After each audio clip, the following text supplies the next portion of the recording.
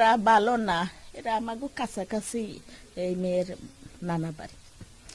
এরা কিন্তু একটা মহারাজ সাপের নাম শুনছ, এরা কিন্তু মহারাজ সাপ।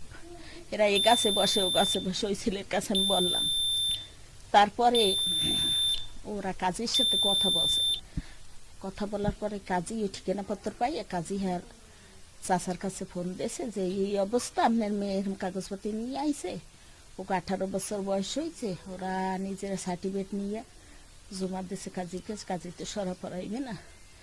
আমি যে টুনটুনি পাইছি, আমি ওটার ভিতরে আমি গলাই না, কেন আমার পোলায় কথা শুনতে না, মানে যা করবে করবেই করবে। তারপরে ওরা এক পর্যায়ে সব লোকজন লইয়ে মিষ্টি মিষ্টি খাইয়ে টাই দুমদম হের বাসায় ফোন দেওয়া হয়েছে। আর মায় বলছে তো বাবা রাজি না থাকলো পরা রাজি হয়ে যাবে। তারপরে ওই মেয়ে করতে কি আসতে যাই